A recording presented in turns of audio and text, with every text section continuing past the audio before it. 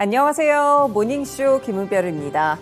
네, 이제 본격적인 12월의 시작입니다. 연말 올해 폐장까지는 딱 4주 정도 남았는데요. 연말 분위기만큼 시장에서는 최근에 낙관론이 펼쳐지고 있습니다.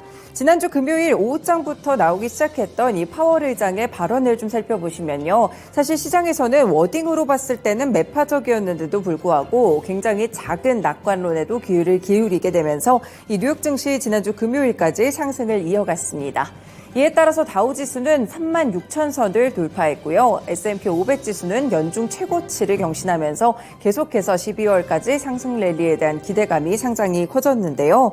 하지만 그만큼 월가에서는 경고도 나오고 있습니다. 그렇기 때문에 이슈와 발언들에 대해서 조금 더 신중하게 살펴보셔야겠습니다. 이번 주에는 고용지표가 줄줄이 나옵니다. 일단 지난달 고용보고서나 민간 고용보고서, 부인 및 이직 보고서가 함께 공개가 되는데요.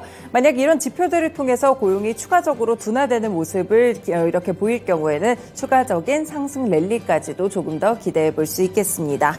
그렇다면 국내 시장 과연 어떤 흐름을 보일까요? 이번 주에는 2차 전지 종목들의 이런 방향성이 상당히 주목되고 있는데요. 주말 중에 나왔던 에코프로비엠의 대형 수주 소식, 그리고 지금 미국에서 일어나는 보조금 이슈까지 한꺼번에 좀 반영이 될 예정인데요. 그렇다면 어떤 이런 반응들을 보이고 시장은 어떻게 흘러가게 될지 모닝쇼 오늘도 이슈부터 함께 체크해 보겠습니다. 네, 첫 번째 소식입니다. 먼저 파월 의장의 발언 조금 더 자세하게 보시죠. 이 제롬 파월 미국 연준 의장이 기준금리에 대한 인하 시점을 예측하기에는 시기상조고 추가적으로 금리를 올릴 가능성이 있다고 함께 진단했습니다. 이 파월 의장은 충분한 긴축 기조를 이뤘다고 확신하기에는 너무 이르며 금리에 대한 인하 시점을 예상하는 것도 마찬가지다라고 봤는데요. 일단 긴축적인 통화 정책이 적절하다고 판단되면 그렇게 할 준비가 돼 있다면서 추가적인 금리 인상에 대한 부분들을 한 번 더 시사해 주기도 했습니다. 다만 파월 의장의 연설 가운데는 낙관론에 조금 더 힘을 실어줄 만한 대목들도 있었는데요. 일단 그는 올 10월까지 6개월 이상 근원 PCE 상승률이 연율 기준으로 2.5%를 유지했다는 것은 상당히 반가운 일이라고 평가했습니다.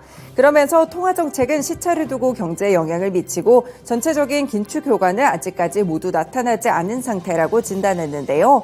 그리고 그 다음 멘트를 보시면 그동안 아주 빠르게 금리를 올렸기 때문에 과소긴축과 과잉긴축의 위험이 더욱 균형을 이루고 있고 FOMC는 조심스럽게 앞으로 나아가고 있다라는 이야기를 남겼습니다.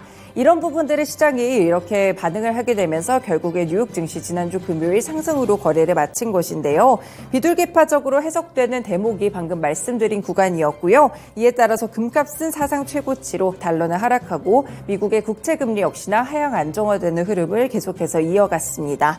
그리고 일단 오늘 나오는 물가 지표들도 일단 뒷받침되는 모습인데요. 미국에서 승용차와 가전제품 같이 내구재 가격이 꾸준하게 하락하면서 연준의 목표인 인플레이션 이 목표치 2% 정도에 대한 희망도 확산하고 있습니다. 내구재 가격이 지난해 대비해서 봤을 때는 5개월 연속 하락하게 되면서 조금 더 이런 인플레이션에는 도움이 되는 그런 지표들로 작용하고 있습니다.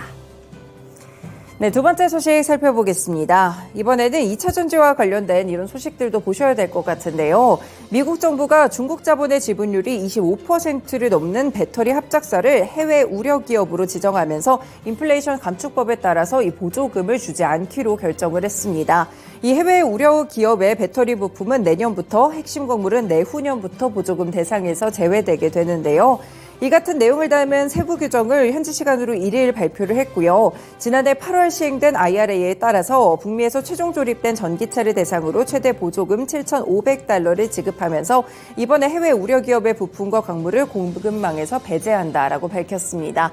이 부분이 어떻게 나오게 될지 상당히 좀 우리 시장에서도 큰 관심을 갖고 지켜봤었는데요. 결국에는 이런 식으로 해외 우려 집단에 대한 규정들이 좀 이뤄졌다는 점 체크를 해보셔야겠습니다. 일단 배터리 합작사의 경우에는 중국 자본의 지분 허용률이 25% 수준이고요. 외국 기업이 해외 우려국에서 설립됐거나 소재하거나 주요 사업장을 두고 있는 경우, 이런 경우에는 해외 우려 기업으로 모두 간주가 됩니다. 일단은 이렇게 우려가 되는 해외 우려국은 중국과 러시아, 이란 그리고 북한을 포함한다고 살펴보실 수 있겠고요. 현재는 LG 엔솔이라든지 SK온, LG화학, 포스코홀딩스 같이 국내 배터리나 소재 업계들이 중국과 함께 합작법인을 설립하거나 공동 프로젝트를 진행하고 있습니다. 그렇기 때문에 과연 보조금 혜택에서 제외되게 될지 여기에 대한 리스크들 꼼꼼하게 체크를 해보시는 게 필요하겠습니다. 넘어가서 개별 소식입니다.